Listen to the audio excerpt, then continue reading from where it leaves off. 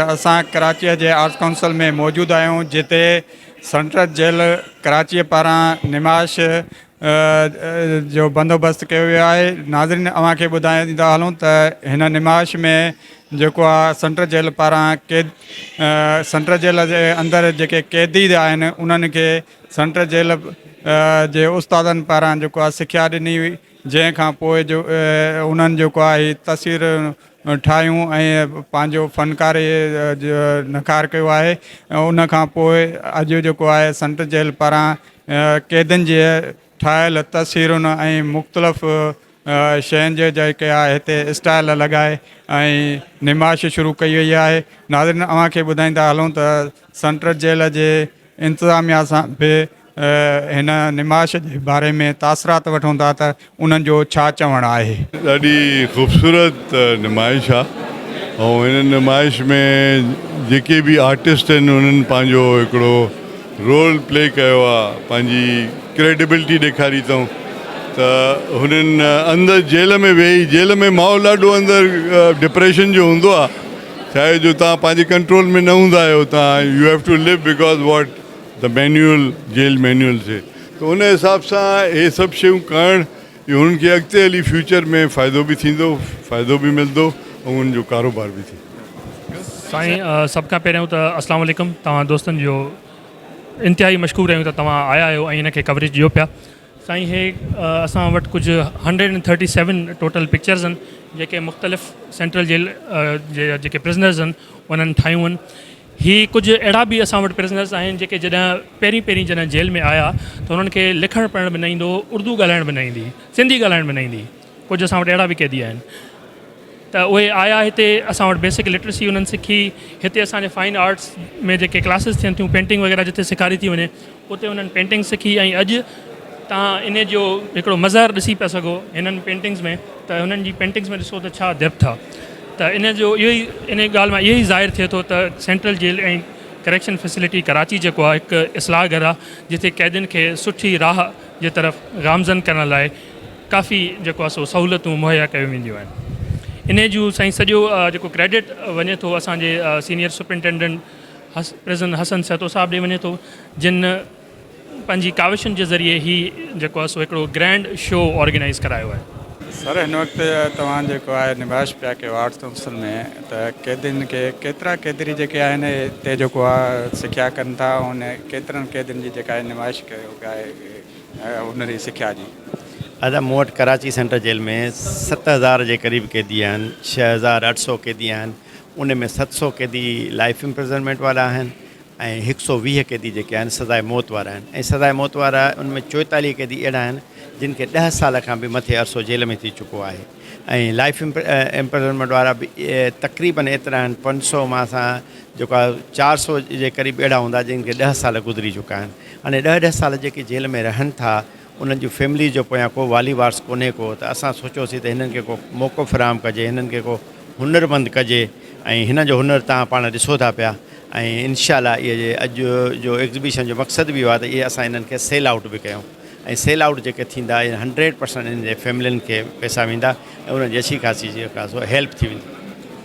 Sir, ये जो painting लाइ क़ैदियुनि खे जेको आहे कलर पेन ऐं पेपर जेको आहे उहो अव्हां ख़रीद करे ॾियो था या पंहिंजे पैसनि सां ख़रीद करे ऐं जेको आहे सॼो सिख्या जे लाइ जेको आहे सामान गॾु करे ऐं क़ैदी जेको आहे ठाहिनि पिया? शुरू में त असां पंहिंजे NGOs खां, पंहिंजे पर्सनल दोस्तनि खां करे हिननि खे सेखारण जे हद ताईं कयोसीं। हे हाणे हिननि जा पैसा कलर ते बि पंहिंजा हूंदा आहिनि, सेल आउट थींदा आहिनि, उहे बि 100% हिननि जा पैसा हूंदा आहिनि। थैंक यू जी। अस्सलाम वालेकुम। Thank U very much for having me. सभिनि खां पहिरियों मां इहो हिते ब्रीफ कंदो वञा त इहा जेका एग्ज़िबिशन ऑर्गेनाइज़ कई आहे इहो on the directions of senior superintendent Mohammad Hassan Saito साहब असां कई आहे। ये जेके बि हिते आर्ट ऐं क्राफ्ट वर्क जेके फ़न पारा जेके डिस्प्ले में आहिनि, इहे जेके असां वटि प्रिज़नर्स ऐं इनमेट्स कन्फाइंड आहिनि central prison and correctional facility में, हुननि जो हिकिड़ी नुमाइश आहे त असां हुननि खे कंस्ट्रक्टिव ऐं पॉज़िटिव परसूट्स में इंगेज कयूं था। ऐं इहे जेके क़ैदी जेके बि जेल में माण्हू अचे थो उहो को न को कानून जी वायलेशन में अचे थो, असां हुननि खे हिकिड़ो सुठो इंसान ठाहे करे हुननि में सुठी एक्टिविटीज़ आहिनि, जेके पॉज़िटिव परसूट्स आहिनि हुननि में इंगेज करे ईअं डिस्प्ले कंदा आहियूं। या असां सभिनि जी हिकिड़ी काविश आहे, हिन में घणे में घणो एफर्ट जेको आहे जेके इनमेट्स जेके प्रिज़नर्स असां वटि कंफाइंड आहिनि हुननि जो आहे, मुंहिंजी टोटल टीम जो आहे, on the directions of senior superintendent Hassan Sahito साहब। अॼु असां टोटल इहो जेको टैलेंट शोकेस कयो आहे, हिन जे पोयों जेको मोटिव आहे उहो इहो आहे त जेके कैदी घणे सालनि खां कंफाइंड आहिनि विद इन द जेल, हुननि जी फैमिलीज़ खे असां सपोर्ट कयूं फाइनेंशियली, एज़ वेल एज़ जेको Sindh prisons and correction services जो जेको मुराल आहे उहो बि बूस्टअप थिए, ऐं असां हिकिड़ी पॉज़िटिव लाइट में अचूं इन द सेंस त असां पंहिंजे जेके बि इनमेट्स आहिनि, जेके कैदी आहिनि, हुननि खे असां सुठे परसूट्स में इंगेज कयूं था। Thank U. बिस्मिल्लाहिर्रहमानिर्रहीम। मुंहिंजो नालो हुमैरा कयूम आहे ऐं मां जुवेनाइल जेल जी सुप्रिटेंडेंट आहियां। अॼु जेको तव्हां ॾिसी रहिया आहियो एतिरी रंग बिरंगी शयूं जेकी आर्ट असांजी गैलरी में प्रिज़न जूं हथनि जूं ठहियल करे असां जेकी पेंटिंग्स ठाहियूं आहिनि, ऐं असांजे प्रिज़न डिपार्टमेंट जो ॾाढो सुठो इनिशिएटिव आहे इहो त जेकी के प्रिज़नर असांजूं इहे शयूं बनायूं आहिनि ऐं उहो फ़रोख़्त थियनि हिते ऐं उन्हनि जी फैमिली खे ऐं उन्हनि जी मदद थी सघे। मैडम ये जो है ही जेको आहे तव्हां निमाश लॻाई आहे, हिकु ॾींहं लाइ लॻाई आहे या कुझु ॾींहं ही जेको आहे सिलसिलो हलंदो? न, ही कोशिशि त असांजी अॼोके ॾींहं जी आहे, लेकिन अगरि असांजा जेका हायर्स आहिनि उहे अगरि चाहिनि था त 2 ॾींहं ताईं बि थी सघे थी उन जो। सर ही जो अवां निमाश कराई आहे कैदनि जी वॾी हिम्मत अफ़ज़ाई पिया कयो, त तव्हां उन्हनि जे लाइ छा था चवणु चाहियो, ऐं तव्हां जेका सिखिया पिया ॾियो त हिकिड़ो कैदी केतिरे टाइम में जेको आहे पेंटिंग सिखी सघे थो या हुनरी सिखिया वठी सघे थो?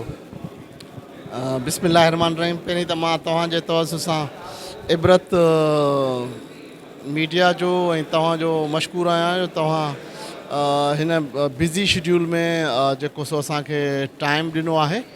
ऐं जेसीं ताईं ॻाल्हि आहे हुनर जी, त असां चाहियूं था त जेके असांजा कैदी भाउर आहिनि उहे क्राइम खे ख़ैराबाद करे ऐं हिकिड़े प्रैक्टिकल लाइफ जे कंहिं स्किल प्रोग्राम में जॉइन कनि।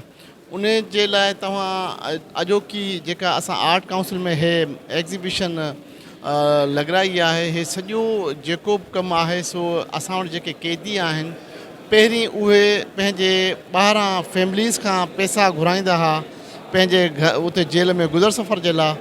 हाणे उन्हनि चेंज करे जॾहिं उहे स्किल थिया आहिनि त हुननि हितां माना जेल मां वेही पंहिंजो स्किल प्रोग्राम जे तहत ही पेंटिंग्स हैंडमेड शयूं ठाहे करे हाणे उहो पंहिंजे घर वारनि जी ॿाहिरि माना पैसा मोकिलिनि था उन्हनि जी कफ़ालत जे लाइ। त तव्हां जेको ही अॼु सॼो प्रोग्राम ॾिसो पिया, हे सभु शइ कैदियुनि जी पंहिंजी पर्सनल हथ जो हुनुर आहे। हिकिड़े कैदी खे उन ते डिपेंड थो करे, सभु माण्हू हिकु जहिड़ा न आहिनि। पोइ कंहिंखे 6 महीना लॻी था वञनि, कंहिंखे 4 महीना लॻनि था, कंहिंखे साल लॻियो थो वञे। पर क्राइम बेसिकली जेको आहे उहो फ़क़ति बेरोज़गारी जे करे थिए थो। जेकॾहिं को स्किल्ड थी थो वञे हलियो त पोइ उहो वरी क्राइम खे ख़ैराबाद थो चवे। असांजी कोशिशि इहा आहे त जेका असांजी आवाम आहे उहा जेकॾहिं हिन प्रोग्राम में ईंदी, विज़िट कंदी, जेकॾहिं का बि शइ हू परचेज़ कंदा त सम्झो त कंहिं कैदी जे घर जी कफ़ालत में हुननि जी सपोर्ट थी वेंदी हली। Thank U. हिन वक़्तु आज जी जेल खाना अनवर मुस्तफ़ा साहब सां आहियूं त हीअ जेका निमाश आहे त अनवर मुस्तफ़ा साहब खां पुछूं था त हिन जे बारे में छा थो चवणु चाहे।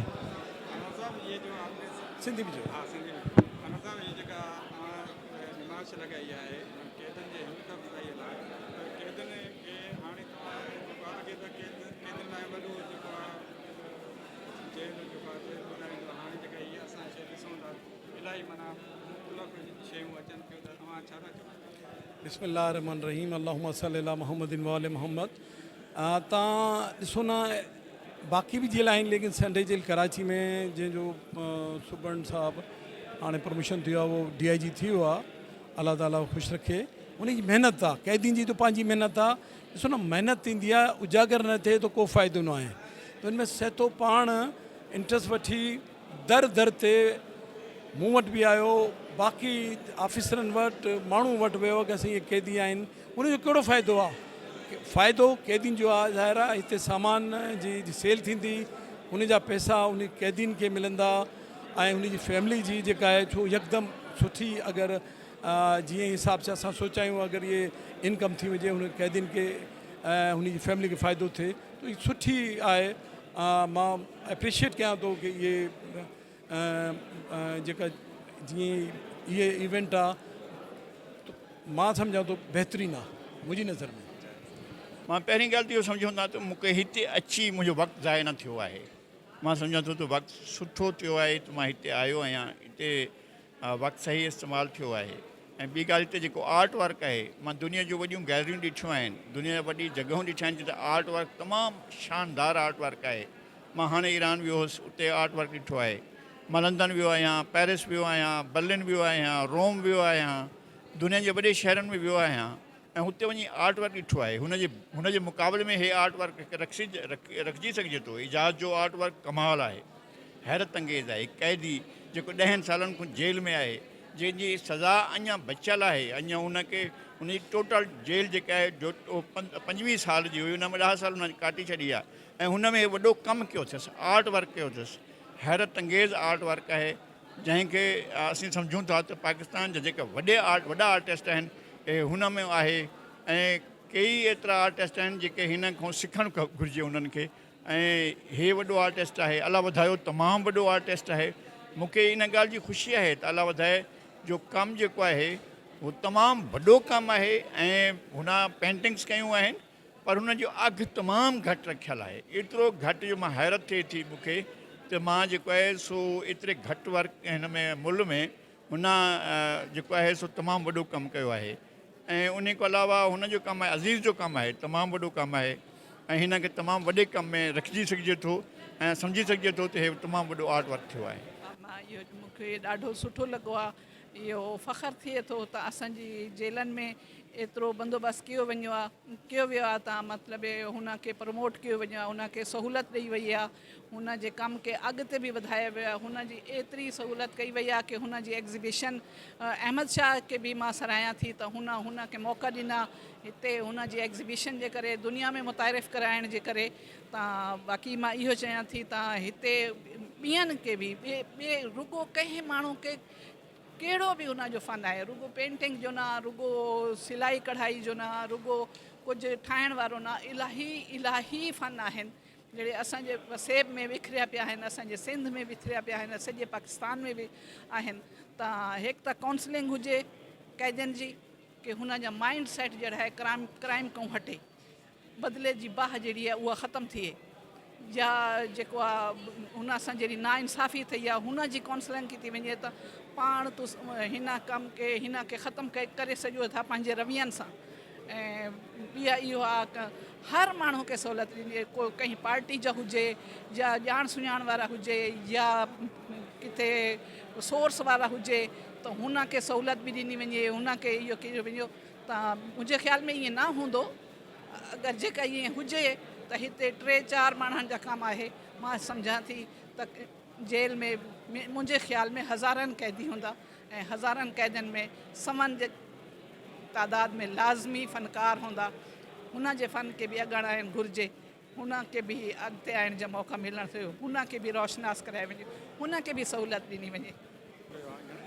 ये कराची सेंट्रल जेल जे कैदियुनि जेका ही तमामु ज़बरदस्त आर्ट बनाई है, उनमें सॼो क्रेडिट सैतो साहब खे वञे थो, हसन सैतो साहब खे, छो त असां बि जेल में रहिया आहियूं 92 में 94 में, पर हीउ जेको हिन वक़्तु जदीद हुन जेको सिस्टम हुते कयो आहे, हर क़िस्म जो आर्ट जो सहूलियतूं आहिनि, मेडिकल जी सहूलियतूं आहिनि, इहे सैतो साहब जे करे आहिनि। ऐं माशाल्लाह हीउ तमामु ज़बरदस्त आर्ट आहे, इहो कोई मामूली आर्ट न आहे ऐं हिन खे असां एप्रिशिएट। हिन वक़्तु असां सां सेंट्रल जेल कराचीअ में हिकु कैदी आहे, एजाज़ आहे कैदी, जंहिंजो भाउ मौजूदु आहे। त हाणे उनजे खां असां पुछंदासीं त जेको हिन जो कैदी भाउ आहे एजाज़, हिन जेका पेंटिंग कई आहे उन मां केतिरो मुतमिन आहे या उन जे कम मां या सेंट्रल जेल जे हिन जेको आहे हिम्मत अफ़ज़ाईअ में हिन जो छा था चवणु चाहिनि। भाईजान, आप कितना मुतमिन हैं? और माशाल्लाह ये एहसान साहब हो गए, सेतो साहब हो गए, जितने भी जेल के अफसर हैं माशाल्लाह सब अच्छे हैं। भाई माशाल्लाह मेहनत करता है, बेगुनाह हमारा भाई कैद हो गया वहाँ पे, 25 साल हमारे भाई को सज़ा है तो ये माशाल्लाह मेहनत करता है, ये पेंटिंग है वेंडिंग है सब उसने बनाई है, सब उसके हाथ का काम है माशाल्लाह। घर में पैसे वैसे भी भिजवाता है, मेहनत करता है अपनी। अब ये एक बुराई से निकल के एक अच्छी जगह पे वो आ चुका है माशाल्लाह। अपनी मेहनत करता है, घर वालों को, माँ बाप को, बहन भाइयों को, सबको, घर को सपोर्ट करता है माशाल्लाह। तो ये जितने भी जेल के नुमाइंदे हैं माशाल्लाह, जितने भी अफसर हैं माशाल्लाह, सब अच्छे हैं, सब सपोर्ट करते हैं माशाल्लाह। कोई ऐसी बात नहीं है, ताउन करते हैं माशाल्लाह सबकी। नाज़रीन अवांखे ॿुधाईंदा हलूं त हिन वक़्तु आर्ट्स काउंसिल कराची में असां मौजूदु आहियूं, जिते सेंट्रल जेल कराची पारां जेको आहे क़ैदियुनि जी ठाहियल पेंटिंग जी निमाश कई पई वञे, जेको सेंट्रल जेल कराचीअ जे सीनियर सुप्रीडेंट पारां मुनक़द कई आहे। ऐं असां जेको आहे सेंट्रल जेल जे हिन क़ैदियुनि जे निमाश में मौजूदु माण्हुनि खां तासिरात वरितासीं, जेल इंतिज़ामिया खां बि वरितासीं, ऐं वॾे तइदाद में जेको आहे निमाश में शहरनि ऐं पुलिस ऑफिसरनि, सियासी समाजी माण्हुनि शिरकत कई आहे। उन मौक़े ते असां सुप्रीडेंट जेल इंतिज़ामिया ऐं सुप्रीडेंट जेल कराचीअ जे सीनियर सुप्रीडेंट हसन सौतो साहब खां बि तासिरात वरितासीं। त उन्हनि जो चवणु आहे त जेके क़ैदी सेंट्रल जेल में 13-10 सालनि खां वठी क़ैद आहिनि ऐं उमिरि क़ैद आहिनि, उन्हनि खे असां जेको आहे हिकिड़ी नंढड़ी सहूलियतूं ॾिनियूंसीं, जंहिंजे तहत हिननि पंहिंजी पेंटिंग करे पंहिंजे घर भातियुनि जे ऐं पंहिंजो जेको आहे सहायता जे लाइ हीअ पेंटिंग करे ऐं माली मदद करे रहिया आहिनि। जेके हिन पेंटिंग मां पैसा मिलंदा आहिनि, हिन जो चवणो त जेके पेंटिंग मां पैसा मिलंदा आहिनि उहे क़ैदी पंहिंजे घर भातियुनि ॾांहुं बि मोकिलींदा आहिनि ऐं पाण ते बि ख़र्च कंदा आहिनि। हसन सौते साहब जो उहो बि चवणो हो त पहिरियां क़ैदी जेके आहे यानी पंहिंजे घर भातियुनि खां पैसा घुराए ऐं जेल में ख़र्च कंदा हुया, पर हाणे ईअं न आहे। जॾहिं त हिते असां 60 क़ैदियुनि खां वधीक जेको आहे क़ैदियुनि खे सिखिया ॾिनी आहे, जंहिंजे पेंटिंग करे ऐं पंहिंजो गुज़र सफ़र बि कनि था ऐं पंहिंजे वारसनि खे बि मोकिले ॾियनि था। कैमरामैन शेख वकार सां गॾु राइब गाओ, एबरा न्यूज़, कराची।